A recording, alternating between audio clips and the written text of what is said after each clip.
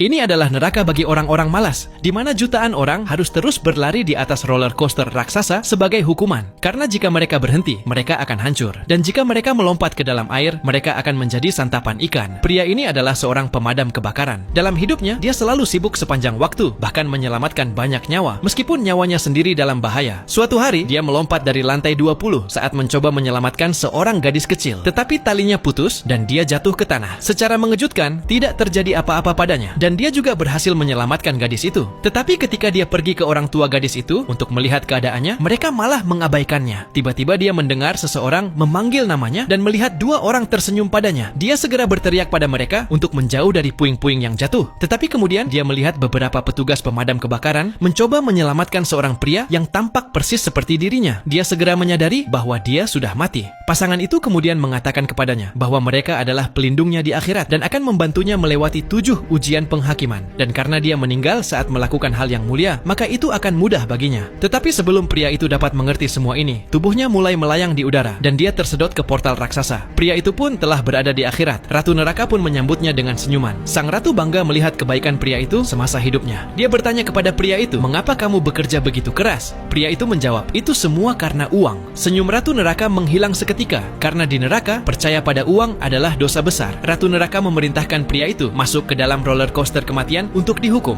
Melihat ini, utusan neraka dengan tergesa-gesa menarik rakit kemudian memanggil cermin ilahi, meminta ratu neraka untuk melihat kehidupan pria itu lagi. Ternyata pria itu memiliki 5 pekerjaan dalam hidupnya. Setiap hari setelah bekerja, dia akan pergi ke restoran untuk bekerja sebagai pelayan. Di akhir pekan, dia akan mengantarkan barang, membersihkan kamar mandi, dan bahkan bekerja sebagai sopir. Dia bekerja sangat keras untuk ibunya dan adik laki-lakinya yang masih sekolah. Ratu neraka sangat tersentuh oleh pria itu, sehingga dia akhirnya membebaskannya.